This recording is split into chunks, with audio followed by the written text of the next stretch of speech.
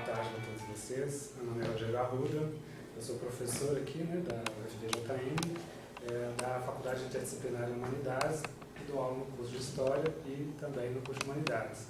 E atuo na pós-graduação do curso de Profissional em Ciências Humanas, lá também da FH, é um mestrado profissional. E aqui hoje eu vou falar para vocês de uma pesquisa que eu desenvolvo, que é financiada pela FAPEMIG. Então, o título está aqui, né, como vocês estão vendo, a falsificação de dinheiro, né, envolvimento dos fotógrafos, né. E esse projeto ele integra um projeto maior, essa palestra que essa minha fala, ela integra um projeto maior, está intitulado Fotógrafos, Retratistas e Litógrafos, o envolvimento no crime de moeda falsa, que se dá aí entre 1840 e 1900. Então, eu coloquei, né, no título falsificação de dinheiro. E, na verdade, trata-se disso mesmo, mas o crime é tipificado como crime de moeda falsa, seja envolvendo moeda papel ou moeda metálica, né? E é um crime antigo, existe desde que o Brasil, né, foi descoberto, vamos dizer assim, né? Mas ele envolve, então, questões muito importantes ao longo de todo o século XVI, XVII, XVIII, XIX, mas eu escolhi basicamente o século XIX, porque é nesse momento que as cédulas, né, o dinheiro em papel tem maior circulação no Brasil. E por meio da produção, né, de cédulas é possível, então, estudar o envolvimento de profissionais que lidam com a imagem, né, na falsificação de dinheiro. Então, o século XIX também, assim, eu estudo o século XIX porque eu tenho me dedicado à história da fotografia em Minas Gerais no século XIX. Então eu tenho buscado temas, né, do século XIX relativos à fotografia e ao fotógrafo, e aos fotógrafos.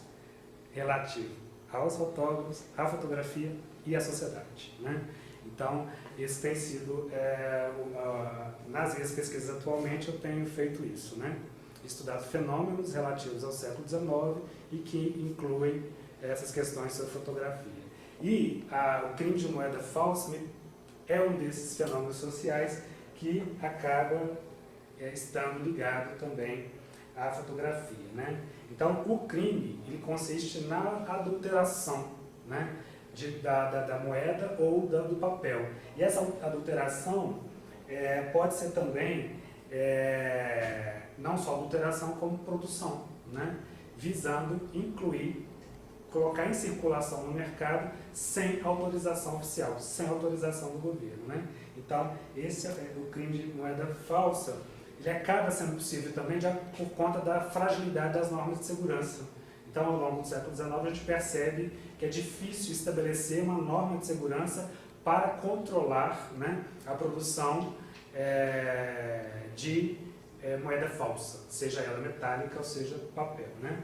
A outra questão também que permite que esse crime seja tão assim constante é que a população também, no caso das cédulas, ela tem pouco contato com as cédulas. Então, ao longo do século XIX que as cédulas vão se tornando, vamos dizer assim, mais comuns.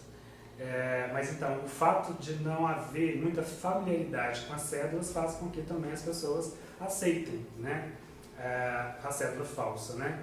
Isso aqui no Brasil é óbvio que isso acontece aqui no Brasil, mas eu também pude ver isso em Portugal. Eu fiz um pós-doutorado em Portugal e lá, enquanto aqui no Brasil, ao longo de todo o século XIX, quase todo o século XIX, principalmente a partir de 1820, as cédulas têm importância, lá em Portugal não, as cédulas só vão ter importância no mercado de moedas a partir de 1891. Então essa questão aqui da pouca familiaridade vale também, ou muito mais para Portugal, né, e menos para o Brasil. Mas aqui no Brasil também essa é uma questão, né? Então no Brasil o crime vai ser punido com a pena de galés, né? Essa pena de galés, ela foi determinada no Código Criminal de 1830. Então é um documento, né, o Código Criminal, que tipifica os crimes e também define as punições, né? E a partir desse Código Criminal, né, estabelece as penas, né, de acordo com a gravidade do crime, e vai definir a Ilha Grande como a ilha Fernando de Noronha como a ilha na qual, né, os moedeiros falsos cumpriam pena, né? Isso acontece em 1830, principalmente porque em 1820, na década de 1820, o que a gente lembra da década de 1820? A independência, né? Então, no contexto da independência, houve o que a gente chama de derrame de moedas falsas, principalmente na Bahia. Então, essa quantidade de moedas falsas também, na década de 1820, fez com que as autoridades decidissem por medidas mais drásticas para combater o crime. E essa pena de galé, seria a pena com trabalhos, né, para ser cumprida, então, na ilha Fernando de Noronha. Ou seja, ficava difícil sair de lá, fugir de lá, né? E essa questão da emissão do papel moeda, ela começa aqui no Brasil de forma mais intensa, já com a vinda da família real para cá, aí em 1808. Então, desde 1808, é corrente a existência, né, de cédulas no Brasil.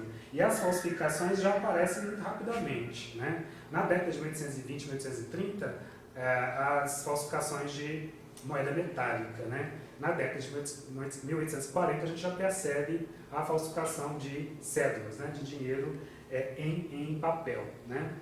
E, no caso, a instituição que era responsável, principal emissora, é o Tesouro Nacional e o Banco do Brasil, né?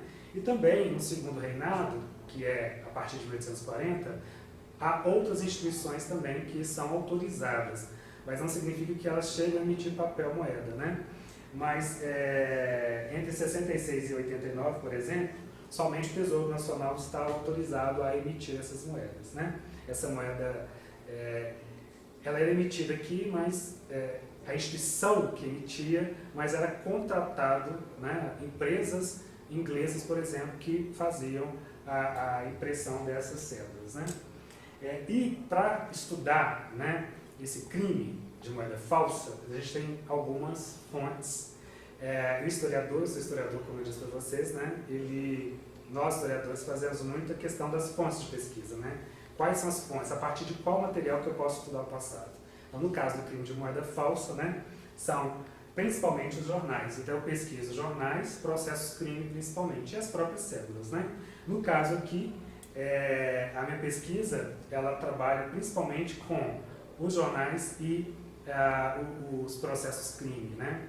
Os jornais, a gente tem acesso a eles como uma forma, então, de pensar tanto a imprensa como objeto de estudo, né, para historiador, mas também a ideia de fazer a história através da imprensa, ou por meio da imprensa. Então, eu posso trabalhar no sentido da reconstituição histórica por meio da imprensa.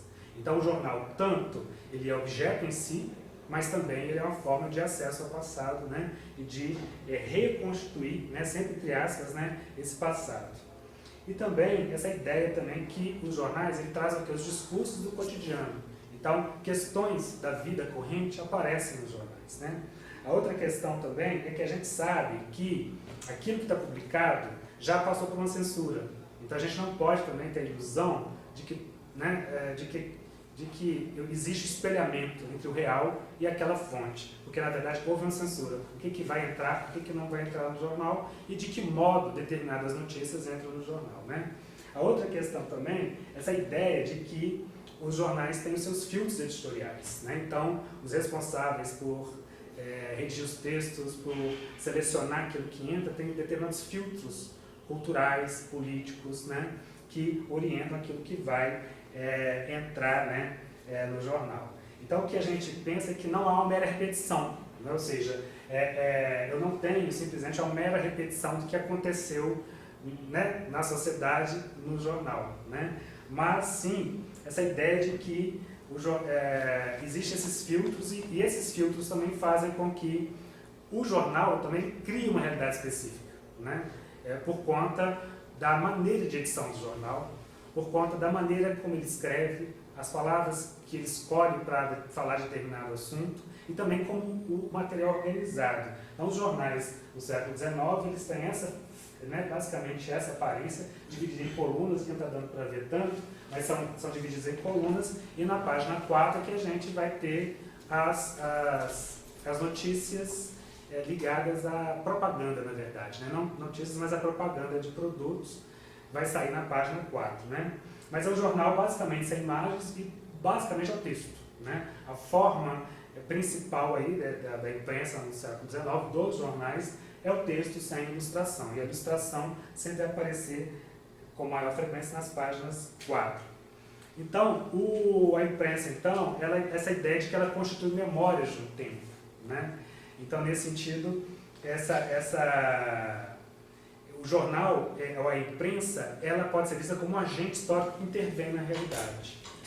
Então, ela intervém na realidade. Nesse sentido, a gente pode pensar que a imprensa é uma força ativa. Ela colabora, ela constrói a realidade também, né? Não necessariamente ela espelha o real, mas a imprensa é um agente ativo e que constrói aquilo que nós conhecemos como realidade, né? Então, a gente, ao estudar os jornais e ver o que eles publicavam, eu não posso também ser inocente ao ponto de pensar que aquilo é um mero espelhamento e que basta eu ler que eu vou ter acesso ao que aconteceu. Eu tenho que também pensar nisso tudo que a gente comentou aqui anteriormente, né? Essa ideia dos filtros, né, do editor, a seleção do que vai entrar, do que não vai entrar, e da forma também de abordar determinadas temáticas, né? Para estudar os jornais, né, a gente tem um repositório, um site fantástico, que é o site da Biblioteca Nacional. Ele tem vários conteúdos digitalizados e que a gente tem acesso online. Um desses projetos da Biblioteca Nacional é a Hemeroteca Digital Brasileira.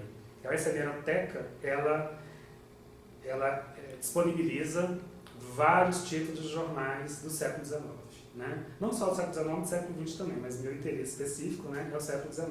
Então tem uma série de jornais, né, que são do acervo da Biblioteca Nacional e que foram digitalizados e colocados à disposição por meio dessa hemeroteca digital.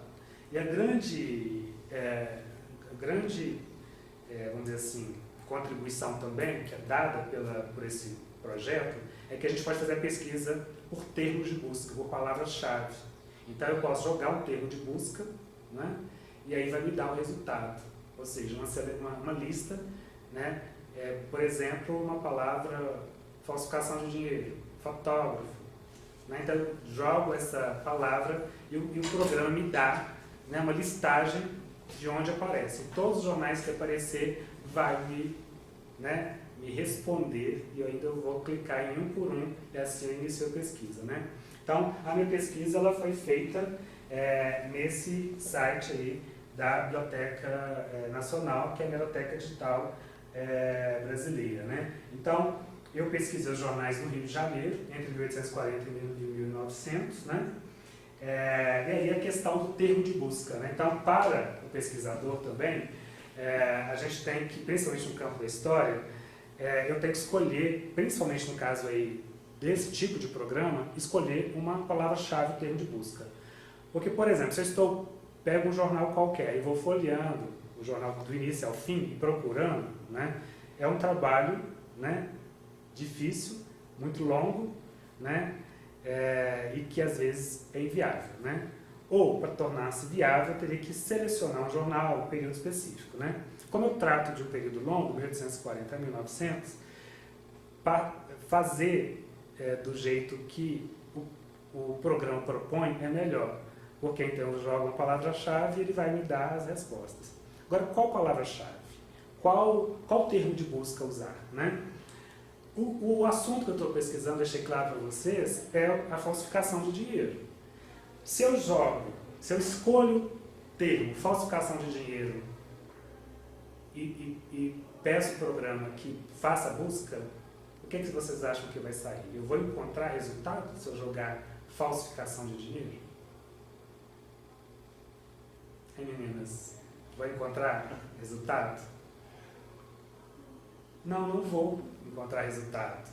Então não vai. Então, assim, a partir de uma pré-pesquisa, a partir de estudar o tema, de ler, sabe, de ver, se é uma pesquisa sistemática, a gente vai observando como que eu faço